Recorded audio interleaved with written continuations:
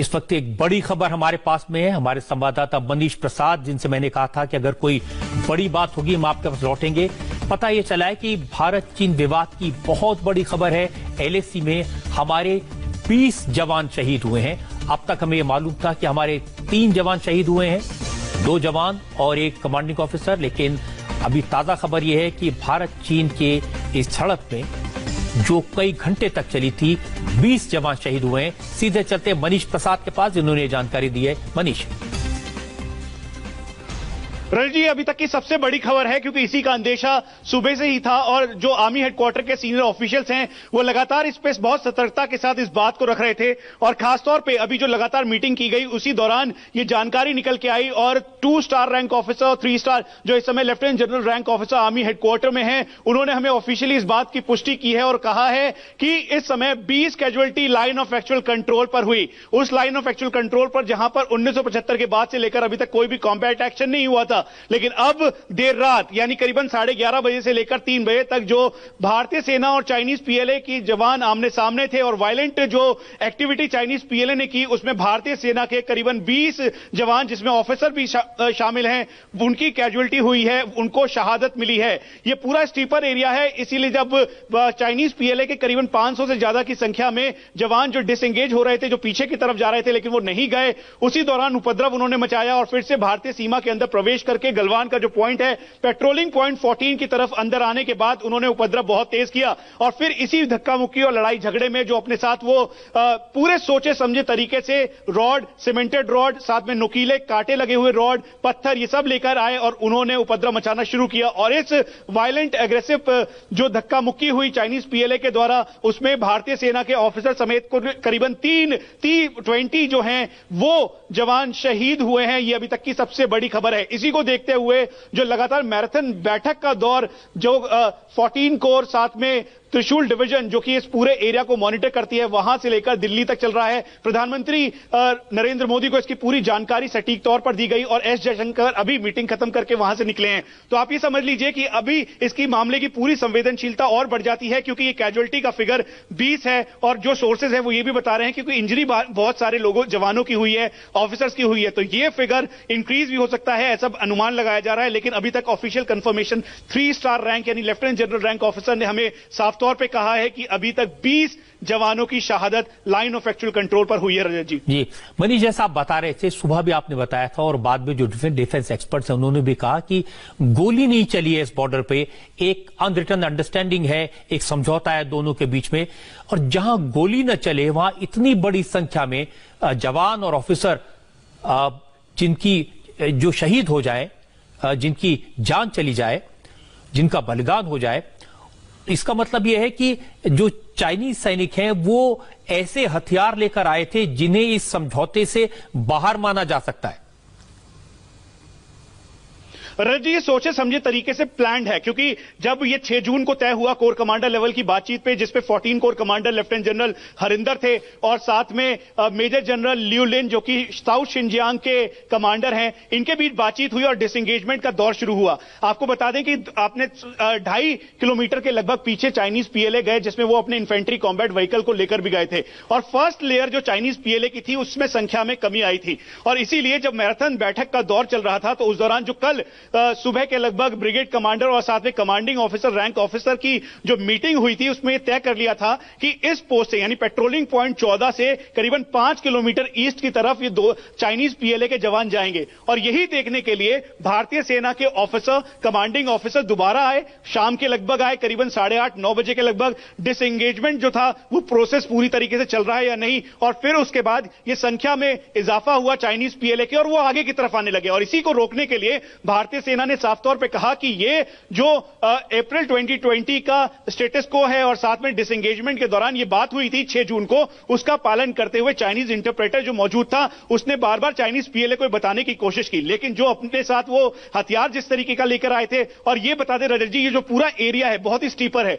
गलवान का ये एरिया जो कि श्योक नदी के साथ कनेक्ट होता है, दरअसल यहां पे एक छोटी पगडंडी है और इसी के बीच दोनों सेनाओं के बीच झड़प हो रही थी और ये झड़प इतनी ज्यादा उपद्रव हो गई, क्योंकि वेल प्लान तरीके से चाइनीज पीएलए आया था और वो करीबन 400 से 500 की संख्या में अपने जवानों के साथ था। भारतीय सेना उस दौरान करीबन 40 से 50 संख्या में थी, क्योंकि डिसएंगेजमेंट के तौर पर भारतीय सेना ने इसका पूरा पालन किया था और वो पीछे की तरफ हटी थी। और फर्स्ट लेयर के बाद चाइनीज पीएलए भी सेकंड लेयर पे एक्स्ट्रा डिप्लॉयमेंट के साथ था। तो अभी तक जो ऑफिशियल जानकारी हमें मिल रही है रजत जी, दरअसल यही एक पूरे उपद्रव का मैटर था और चाइनीज पीएलए ने इसे मानने से इनकार किया और वो फिर अग्रेसिवली आगे की तरफ आए, ताकि जो गलवान का एरिया है पेट्रोलिंग पॉइंट 14 का, जिसे कहा गया था कि करीबन 5 किलोमीटर ये पीछे की तरफ जाएंगे, लेकिन ये पीछे की तरफ नहीं गए, अग्रेसिवली आगे की तरफ आए और यही वजह झड़प की रही और इसमें भारी मात्रा में भारतीय सेना के जवानों की और ऑफिसर्स की कैजुअल्टी हुई है। इस समय औपचारिक तौर पर आर्मी हेडक्वार्टर के द्वारा हमें बताया गया कि करीबन 20 कैजुअल्टी एग्जैक्ट है, उसके अलावा इंजरीज हैं कुछ जवानों की और ऑफिसर्स की। और अगर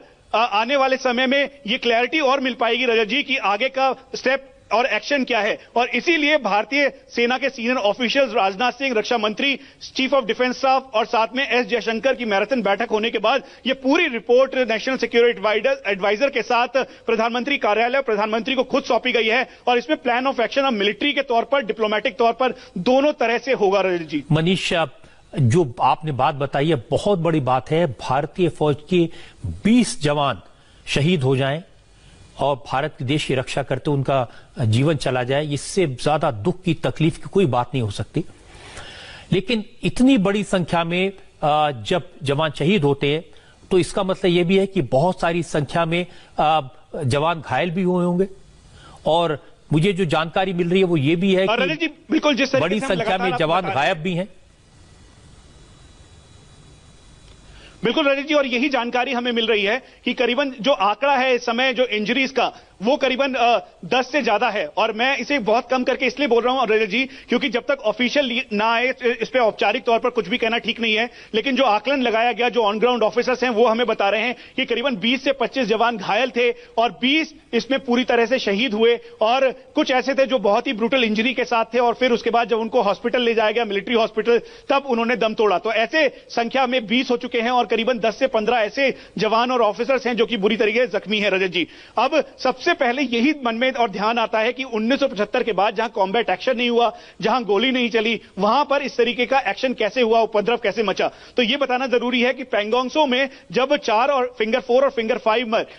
मई 5 और मई 6 को जब एक्शन हुआ था जिसमें दोनों सेनाएं फेस ऑफ थी, उस दौरान भी वहां के कमांडिंग ऑफिसर की स्कल इंजरी थी और साथ में करीबन दर्जनों से ज्यादा जवान भारतीय सेना के इंजर्ड हुए थे। चाइनीज पीएलए के भी जवान इंजर्ड हुए थे, लेकिन ग्लोबल टाइम्स या फिर चाइनीज पीएलए पूरे कंट्रोल करके रखती है, इसलिए औपचारिक तौर पे कुछ नहीं आया। और उसी के साथ इसको जोड़कर देखा जा रहा है कि गलवान से डिसएंगेजमेंट होने के बावजूद भी जो अग्रेसिव डिसएंगेजमेंट प्रक्रिया है, जब वो एग्रीमेंट हो गया, सब कुछ हो गया, तय हो गया कि चाइनीज पीएलए के जवान पीछे की तरफ जाएंगे, लेकिन उसके बाद भी वो पीछे नहीं गए और अग्रेसिवली आगे की तरफ बढ़ने लगे, तो समझ लीजिए कि बिल्कुल आमने सामने की कंडीशन थी। और यही हीट ऑफ द मूवमेंट बताया गया, क्योंकि उस समय भारतीय सेना के जवान और ऑफिसर्स पूरे जो 6 जून की हुई मीटिंग और साथ में जो कल सुबह मीटिंग हुई थी उसका पूरा पालन करते हुए पीछे की तरफ हटे हुए थे। और यही वजह है कि चाइनीज पीएलए ने वॉल्फ के तौर पर, यानी भेड़ियों की तरह एक साथ इकट्ठा, वॉल्फ वॉरियर भी उनको कहते हैं, और उन्होंने सीधा अटैक किया। और अटैक करने के बाद वो स्टीपर लाइन है, काफी छोटी पगडंडी है, उसी के ऊपर वायलेंट अग्रेसिव अपना पूरा का पूरा कार्रवाई करते हुए इसमें 20 जवानों की शहादत हुई है भारतीय सेना की। मनीष, मुझे ये भी जानकारी मिल रही है कि हमारे 20 जवान शहीद हुए हैं, लेकिन हमारी बटालियन ने पूरा जवाब दिया है, बड़ी बहादुरी से लड़े हैं। और इसमें जो चीन की फौज है उसके 43 जवान मारे गए हैं। क्या इसके बारे में भी आपके पास कुछ जानकारी आई है?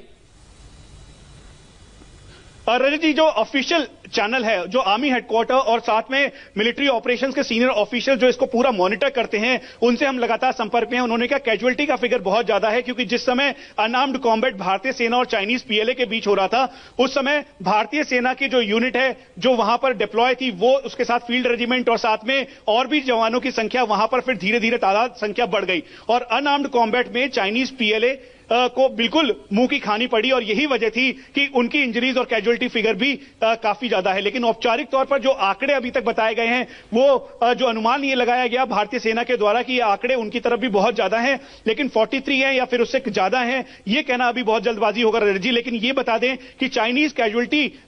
साइड पर भी चाइनीज पीएलए की कैजुअलिटी हुई है और उसके साथ साथ उनकी इंजरीज भी हैं। और इसीलिए ग्लोबल टाइम्स से ये पहले ये कहा गया कि 5 कैजुअलिटीज और 11 इंजरीज हैं। फिर उसके बाद करीबन 2 से 3 घंटे के बाद ग्लोबल टाइम्स के जरिए ही कहा गया कि हम किसी भी तरह से कैजुअलिटी नहीं बताना चाहते। और ये साइकोलॉजिकल वॉरफेयर का प्रोपेगेंडा चीन का एक बार फिर से उसने इस पर इस्तेमाल किया ताकि ये जो प्रेशर है उसको कम किया जा सके। लेकिन राजा जी, जो अभी अभी हमें जानकारी मिल रही है, रक्षा मंत्री राजनाथ सिंह ने प्रधानमंत्री को एक एक डिटेल दी है इस बारे में। फोटोग्राफ्स भी शेयर किए गए हैं, बताया गया है, जो कि रक्षा मंत्री को दिया गया था। और आर्मी हेडक्वार्टर के जो सोर्सेज हैं वो हमें बता रहे हैं कि पूरी एक जानकारी के साथ कॉन्क्रीट डिटेल रक्षा मंत्री राजनाथ सिंह को दी गई है ताकि वो इस पे जो अगला प्लान ऑफ एक्शन है भारतीय सेना का वो तय हो सके। और एक बार फिर से हम आपको बता दें कि लोगों को यह लग रहा होगा कि गोली क्यों नहीं चली, फायर क्यों नहीं किया, या सोल्जरली जो जवाब है वो क्यों नहीं दिया। तो ये बता दें, जो दोनों देशों के बीच ट्रीटी है, भारत कभी भी उसका उल्लंघन नहीं करता। और यही वजह है कि China line of actual control पर भारतीय सेना बिल्कुल अडिग होकर खड़ी रही। कोई भी कहीं से उन्होंने फायर नहीं किया और बल्कि चाइनीज पीएलए को पीछे धकेलने की कोशिश की, जिसमें उनको नुकसान झेलना पड़ा। रजत जी, मनीष, मेरी जानकारी है कि ये कल शाम को सूरज ढलने के बाद ये जो जिसको ब्लड बाथ कहते हैं, आपस में संघर्ष है, ये शुरू हुआ था और धीरे धीरे स्कफल से शुरू हुआ और ये मिडनाइट तक चला। करीब 7-8 घंटे ये संघर्ष चलता रहा और आमतौर पर ये मुक्केबाजी या धक्का मुक्की तक सीमित रहता है। लेकिन जैसा आपने बताया कि जो चाइनीज आर्मी के लोग हैं वो पूरी तरह तैयार होकर आए थे, वो रॉड्स लेकर आए थे और वो सीमेंटेड रॉड्स थी, ऐसी थी जिनसे जान दी जा सकती थी। इसी संघर्ष में और अचानक उन्होंने ये हमला किया। ये बात सही है कि वो जा रहे थे और जाते जाते वापस लौटे और फिर ये हमला अचानक उन्होंने हमारी फौज पर किया। रजत जी, ये बताना बहुत जरूरी है क्योंकि ये पूरा सीक्वेंस वो बिल्कुल क्लैरिटी देगा इस पूरे के पूरे इस मसले पर, खासतौर पे चाइनीज पीएलए और भारतीय सेना आमने सामने क्यों आई। सुबह करीबन 10:30 बजे से लेकर 12:30 बजे कल बैठक हुई जिसमें ब्रिगेड कमांडर लेवल और साथ में जो कमांडिंग ऑफिसर हैं उसी यूनिट के वो वहां पर मौजूद थे। दोनों के बीच बातचीत हुई और कहा गया कि 6 जून को जो बातचीत हुई थी कोर कमांडर लेवल की, उससे आगे बढ़ते हुए अब डिसएंगेजमेंट प्रोसेस है पूरा किया जाए और अप्रैल 2020 का जो स्टेटस को है उसको मेंटेन करते हुए चाइनीज पीएलए के जवान जहां पर इस लोकेशन पे हैं पेट्रोलिंग पॉइंट 14 पे, उससे करीबन 5 किलोमीटर ईस्ट की तरफ वापस जाएं। और यही प्रोसेस कार्रवाई की जा रही थी। दोनों देशों के बीच सहमति बनी कि अब वो पीछे जाएंगे। करीबन शाम 5 बजे के लगभग जब ये बैठक खत्म हो गई, सनसेट हो गया, तो उसके बाद सभी लोग जो भारतीय सेना है और साथ में चाइनीज पीएलए हैं उनकी फर्स्ट लेयर पीछे की तरफ हुई। भारतीय सेना ने यह सोचा कि अब चाइनीज पीएलए पीछे हो गए हैं तो प्रॉपर मैकेनिज्म के साथ वो पीछे की तरफ हो, लेकिन अलर्ट मोड पर थे। लेकिन जब दोबारा से करीबन 8:30 से 9:30 बजे के बीच जो यूनिट के कमांडर हैं जो वो आए और साथ में उनके साथ पूरी जो यूनिट के जवान थे वो आए, करीबन 25 से 30 की संख्या में, उन्होंने देखा कि चाइनीज पीएलए उसी तरह से इंटैक्ट है और डिसएंगेजमेंट का जो अभी मॉर्निंग में जो तैयारी हुई थी, जो जिस तरीके की बात हुई थी, जो एग्रीमेंट हुआ था दोनों देशों के बीच, दरअसल उसको मानने को तैयार नहीं है। इसकी पूरी जानकारी तुरंत ब्रिगेड में दी गई, कोर में दी गई और फिर उसके बाद जो यूनिट के सीओ हैं उन्होंने जाकर उनसे बात करने की कोशिश की। उस समय 2 इंटरप्रेटर, चाइनीज इंटरप्रेटर वहां पे खुद मौजूद थे। उन्होंने लगातार इंटरप्रेट करके चाइनीज पीएलए को बताने की कोशिश की कि आप पीछे जाइए, क्योंकि आप जो आज मॉर्निंग में दोनों देशों के बीच बात हुई है उसमें यह सहमति बनी है कि आप 5 किलोमीटर ईस्ट की तरफ जाइए पेट्रोलिंग पॉइंट 14 से। लेकिन उसके बाद भी बावजूद भी चाइनीज पीएलए नहीं हटे और फिर वहीं से यह पूरा का पूरा मामला बढ़ता चला गया और करीबन 11:30 बजे पहला आप ये समझ लीजिए ब्लड बाथ शुरू हुआ और फिर उसके बाद करीबन वॉल्व वॉरियर के तौर पर भेड़ियों की तरह एक साथ जैसे चाइनीज पीएलए आते हैं, ठीक वही 500 से 600 की संख्या पे जो हमारे ऑन ग्राउंड सोर्सेज हैं वो हमें बता रहे हैं कि वो करीबन 500 से 600 की संख्या में जो उनकी सेकंड लेयर थी वो आगे की तरफ आई और फिर उसके बाद ये उपद्रव वायलेंस में पूरी तरह से तब्दील हो गया और फिर उसके बाद दोनों तरफ से अनार्म्ड कॉम्बैट हुआ। लेकिन क्योंकि फर्स्ट ये गलवान वही इलाका है रजत जी जहां पर आपको ध्यान होगा कि 9 और 10 तारीख के लगभग भी जब पेंगोंगसो में काफी फेस ऑफ कंडीशन थी, उस दौरान ट्रकों में बैठकर चाइनीज पीएलए इसी जगह पर आए थे जो शाहीन एक्सरसाइज अपनी कर रहे थे। वहां से सीधा सीधा यहीं पर infantry combat vehicle, armoured vehicle, artillery vehicles और ट्रक के अंदर बैठकर जिसके अंदर कीचड़ ढोया जाता है, सामान तैयार किया जाता है, रोड बनाया जाता है, उसी के अंदर आए और इस पोजीशन को उन्होंने होल्ड किया। तो तब से लेकर अभी तक ये प्रेशर टेक्निक थी चाइनीज पीएलए की और इसीलिए भारतीय सेना के जवानों ने अग्रेसिव ऑपरेशंस के तहत अग्रेसिवली इनको पीछे करने की कोशिश की और फिर उसके बाद ये पूरा प्रोटेस्ट पूरी झड़प वायलेंट हो गई। रजत जी, एक और बात, सबसे इंपॉर्टेंट बात है, आर्मी हेडक्वार्टर के द्वारा हमें साफ तौर पे कहा गया कि भारतीय सेना ने किसी भी लाइन ऑफ एक्चुअल कंट्रोल का उल्लंघन नहीं किया है। यानी जिस तरह से चाइनीज पीएलए ये बात कह रहा था कि भारतीय सेना ने उल्लंघन किया है, दरअसल वो पूरी तरीके से खारिज किया जाता है। भारतीय सेना ने अपनी लोकेशन या अपने पॉइंट को किसी तरीके से उल्लंघन नहीं किया है। चाइनीज पीएलए ने ब्लड बाथ करना शुरू किया, उन्होंने उग्र जो है वो उपद्रव मचाना शुरू किया, ये वायलेंट हो गया। और भारतीय सेना किसी भी हालत में अभी तक इस पोजीशन पे भी, इस समय पे भी अपनी लोकेशन को उन्होंने नहीं छोड़ा है रजत जी। और स्टेटस को अप्रैल 2020 का मेंटेन करने के लिए इस समय भारतीय सेना के ऑफिसर्स और जवान इस समय लाइन ऑफ एक्चुअल कंट्रोल पर तैनात है रजत जी। इस वक्त एक बड़ी खबर हमारे पास में है, हमारे संवाददाता मनीष प्रसाद, जिनसे मैंने कहा था कि अगर कोई बड़ी बात होगी हम आपके पास लौटेंगे। पता यह चला है कि भारत चीन विवाद की बहुत बड़ी खबर है। एलएसी में हमारे 20 जवान शहीद हुए हैं। अब तक हमें यह मालूम था कि हमारे 3 जवान शहीद हुए हैं, 2 जवान और 1 कमांडिंग ऑफिसर, लेकिन अभी ताजा खबर यह है कि भारत चीन के इस झड़प में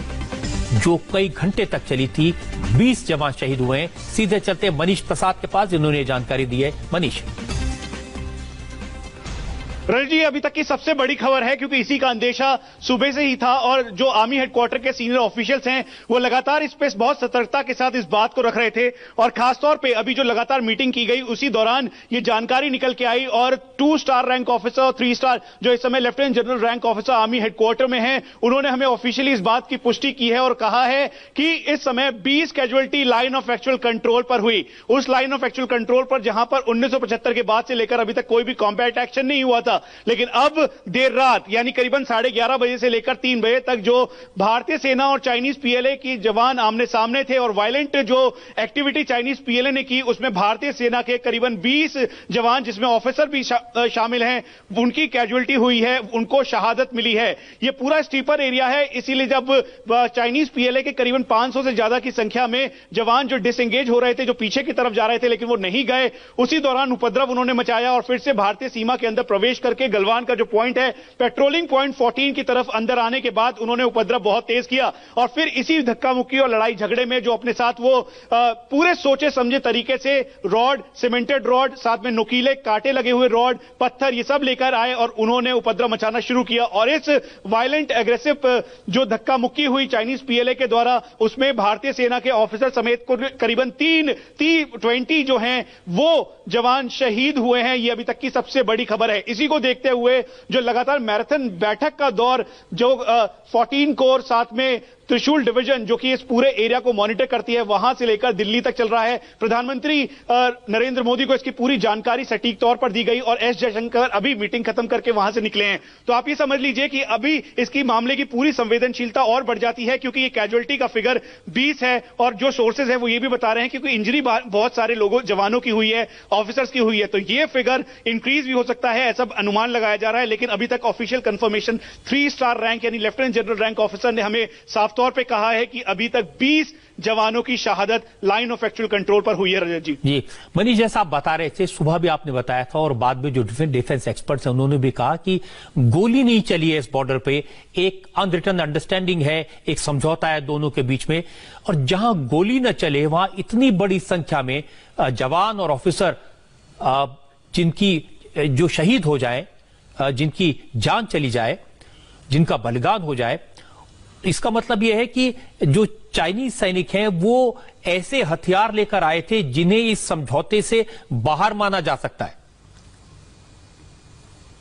रजत जी, ये सोचे समझे तरीके से प्लान्ड है, क्योंकि जब ये 6 जून को तय हुआ कोर कमांडर लेवल की बातचीत पे, जिसपे 14 core commander lieutenant general Harinder थे और साथ में मेजर जनरल लियू लिन जो कि साउथ शिनजियांग के कमांडर हैं, इनके बीच बातचीत हुई और डिसएंगेजमेंट का दौर शुरू हुआ। आपको बता दें कि आपने 2.5 किलोमीटर के लगभग पीछे चाइनीज पीएलए गए, जिसमें वो अपने इन्फेंट्री कॉम्बैट व्हीकल को लेकर भी गए थे और फर्स्ट लेयर जो चाइनीज पीएलए की थी उसमें संख्या में कमी आई थी। और इसीलिए जब मैराथन बैठक का दौर चल रहा था तो उस दौरान जो कल सुबह के लगभग ब्रिगेड कमांडर और साथ में कमांडिंग ऑफिसर, रैंक ऑफिसर की जो मीटिंग हुई थी उसमें तय कर लिया था कि इस पोस्ट से यानी पेट्रोलिंग पॉइंट 14 से करीबन 5 किलोमीटर ईस्ट की तरफ ये 2 चाइनीज पीएलए के जवान जाएंगे। और यही देखने के लिए भारतीय सेना के ऑफिसर, कमांडिंग ऑफिसर दोबारा आए, शाम के लगभग आए, करीबन 8:30-9 बजे के लगभग। डिसएंगेजमेंट जो था वो प्रोसेस पूरी तरीके से चल रहा है या नहीं, और फिर उसके बाद ये संख्या में इजाफा हुआ चाइनीज पीएलए के और वो आगे की तरफ आने लगे। और इसी को रोकने के लिए भारतीय सेना ने साफ तौर पे कहा कि ये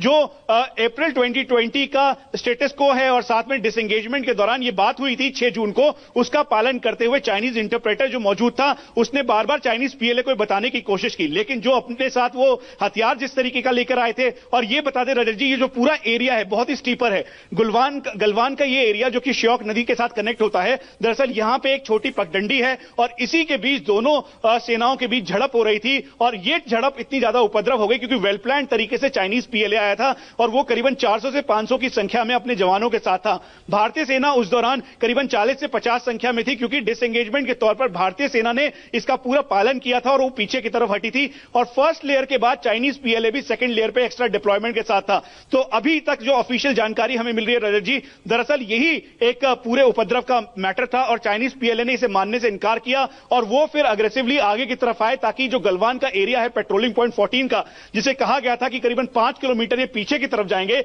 लेकिन ये पीछे की तरफ नहीं गए, अग्रेसिवली आगे की तरफ आए और यही वजह झड़प की रही और इसमें भारी मात्रा में भारतीय सेना के जवानों की और ऑफिसर्स की कैजुअल्टी हुई है। इस समय औपचारिक तौर पर आर्मी हेडक्वार्टर के द्वारा हमें बताया गया कि करीबन 20 कैजुअल्टी एग्जैक्ट है, उसके अलावा इंजरीज हैं कुछ जवानों की और ऑफिसर्स की। और अगर आने वाले समय में ये क्लैरिटी और मिल पाएगी रजत जी कि आगे का स्टेप और एक्शन क्या है, और इसीलिए भारतीय सेना के सीनियर ऑफिशियल्स राजनाथ सिंह, रक्षा मंत्री, चीफ ऑफ डिफेंस स्टाफ और साथ में एस जयशंकर की मैराथन बैठक होने के बाद ये पूरी रिपोर्ट नेशनल सिक्योरिटी एडवाइजर के साथ प्रधानमंत्री कार्यालय प्रधानमंत्री को खुद सौंपी गई है और इसमें प्लान ऑफ एक्शन अब मिलिट्री के तौर पर, डिप्लोमेटिक तौर पर दोनों तरह से होगा रजत जी। मनीष, जो आपने बात बताई है बहुत बड़ी बात है। भारतीय फौज के 20 जवान शहीद हो जाएं और भारत की देश की रक्षा करते उनका जीवन चला जाए, इससे ज्यादा दुख की, तकलीफ की कोई बात नहीं हो सकती। लेकिन इतनी बड़ी संख्या में जब जवान शहीद होते हैं तो इसका मतलब यह भी है कि बहुत सारी संख्या में जवान घायल भी हुए होंगे। और मुझे जो जानकारी मिल रही है वो ये भी है कि बिल्कुल जिस बड़ी संख्या में जवान गायब भी हैं। बिल्कुल रजत जी, और यही जानकारी हमें मिल रही है कि करीबन जो आंकड़ा है इस समय जो इंजरीज का वो करीबन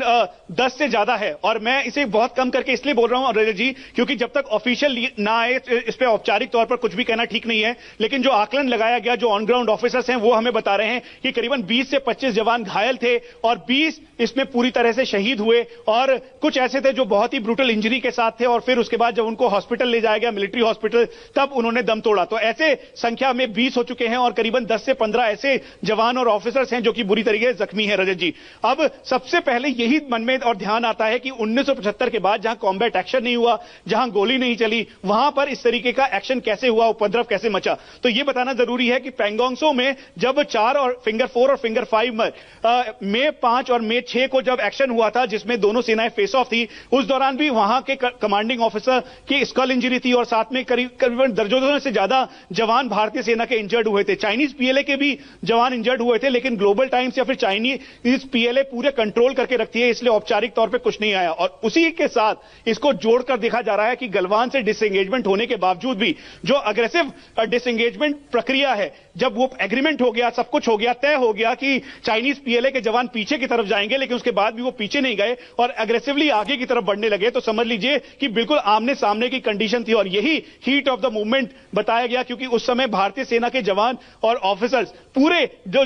6 जून की हुई मीटिंग और साथ में जो कल सुबह मीटिंग हुई थी उसका पूरा पालन करते हुए पीछे की तरफ हटे हुए थे। और यही वजह है कि चाइनीज पीएलए ने वॉल्फ के तौर पर, यानी भेड़ियों की तरह एक साथ इकट्ठा, वॉल्फ वॉरियर भी उनको कहते हैं, और उन्होंने सीधा अटैक किया। और अटैक करने के बाद वो स्टीपर लाइन है, काफी छोटी पगडंडी है, उसी के ऊपर वायलेंट अग्रेसिव अपना पूरा का पूरा कार्रवाई करते हुए इसमें 20 जवानों की शहादत हुई है भारतीय सेना की। मनीष, मुझे ये भी जानकारी मिल रही है कि हमारे 20 जवान शहीद हुए हैं, लेकिन हमारी बटालियन ने पूरा जवाब दिया है, बड़ी बहादुरी से लड़े हैं। और इसमें जो चीन की फौज है उसके 43 जवान मारे गए हैं। क्या इसके बारे में आपके पास कुछ जानकारी आई है?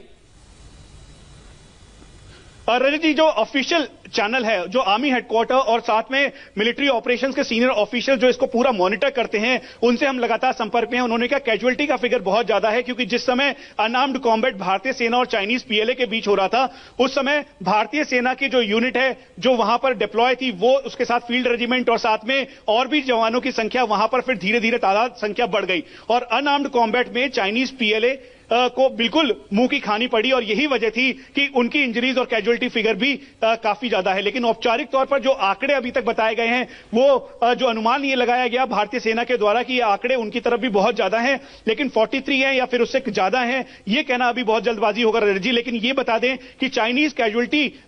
साइड पर भी चाइनीज पीएलए की कैजुअलिटी हुई है और उसके साथ साथ उनकी इंजरीज भी हैं और इसीलिए ग्लोबल टाइम्स से ये पहले ये कहा गया कि 5 कैजुअलिटीज और 11 इंजरीज हैं। फिर उसके बाद करीबन 2 से 3 घंटे के बाद ग्लोबल टाइम्स के जरिए ही कहा गया कि हम किसी भी तरह से कैजुअलिटी नहीं बताना चाहते और ये साइकोलॉजिकल वॉरफेयर का प्रोपेगेंडा चीन का एक बार फिर से उसने इस पर इस्तेमाल किया ताकि ये जो प्रेशर है उसको कम किया जा सके। लेकिन रजत जी, जो अभी अभी हमें जानकारी मिल रही है, रक्षा मंत्री राजनाथ सिंह ने प्रधानमंत्री को एक एक डिटेल दी है इस बारे में, फोटोग्राफ्स भी शेयर किए गए हैं, बताया गया है जो कि रक्षा मंत्री को दिया गया था और आर्मी हेडक्वार्टर के जो सोर्सेज हैं वो हमें बता रहे हैं कि पूरी एक जानकारी के साथ कॉन्क्रीट डिटेल रक्षा मंत्री राजनाथ सिंह को दी गई है ताकि वो इस पे जो अगला प्लान ऑफ एक्शन है भारतीय सेना का वो तय हो सके। और एक बार फिर से हम आपको बता दें कि लोगों को यह लग रहा होगा कि गोली क्यों नहीं चली, फायर क्यों नहीं किया या सोल्जरली जो जवाब है वो क्यों नहीं दिया, तो ये बता दें जो दोनों देशों के बीच ट्रीटी है, भारत कभी भी उसका उल्लंघन नहीं करता और यही वजह है कि China line of actual control पर भारतीय सेना बिल्कुल अडिग होकर खड़ी रही,